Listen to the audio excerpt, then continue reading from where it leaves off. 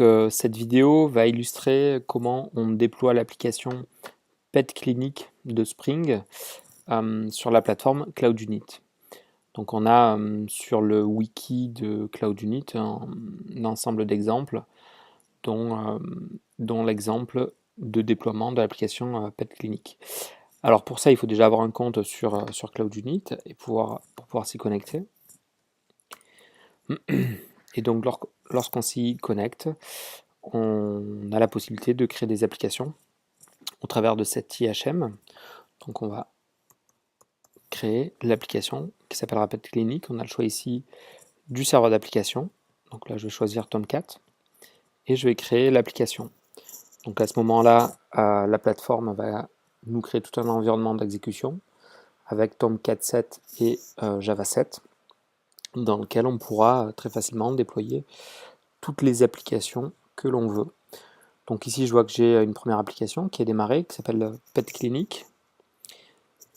Pour faire fonctionner notre application, on va avoir besoin d'une base de données.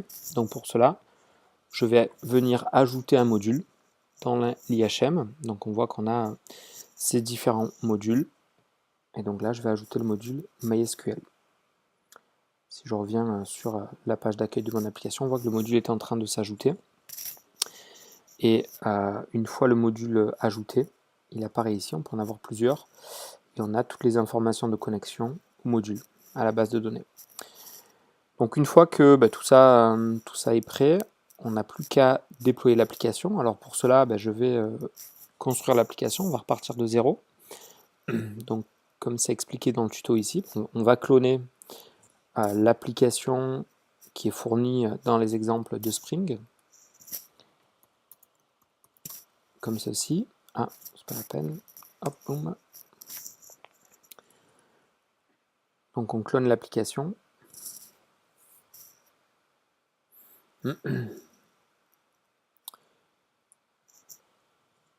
Donc Git va se réveiller.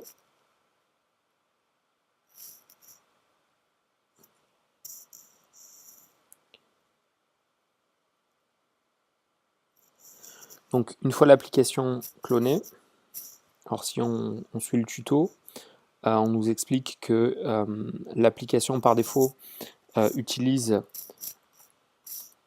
HSQLDB. Donc nous on va passer sur MySQL. Pour cela, il faut d'abord ajouter la dépendance ici.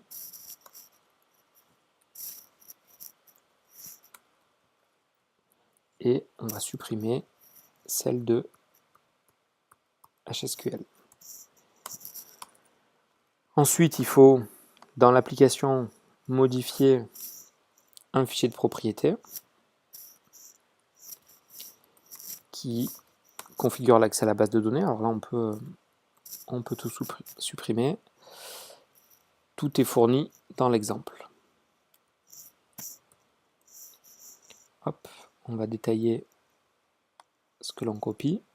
Donc ça, c'est la conf de l'application, en fait, rien de particulier, c'est l'application qui est faite comme ça.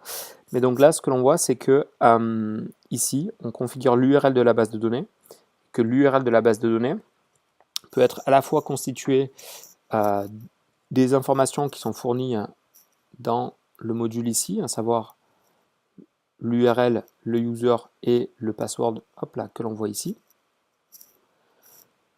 Ou alors, on peut mettre des variables d'environnement, donc c'est plus pratique. C'est-à-dire que si on recrée la base de données, on pourra déployer exactement la même application. Donc une fois que tout ça c'est correctement configuré, il suffit de rebuilder l'application pour avoir le WAR que l'on va pouvoir déployer sur CloudUnit. Donc là on a buildé une application tout à fait standard fournie par Spring. Et pour déployer sur CloudUnit, on n'a pas besoin de spécifier de paramètres particuliers dans l'application. Il n'y a pas d'adhérence entre la plateforme et l'application. Donc une fois que le build est OK, on peut venir dans CloudUnit, déployer notre application qui est ici. deploy.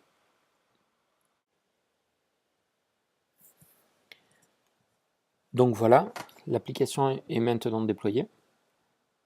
Si je reviens sur la page d'accueil de l'application, je vois que j'ai un nouveau bouton qui est arrivé ici, qui me permet de prévisualiser l'application. Et je peux aussi prévisualiser l'application depuis ce lien ici. Voilà.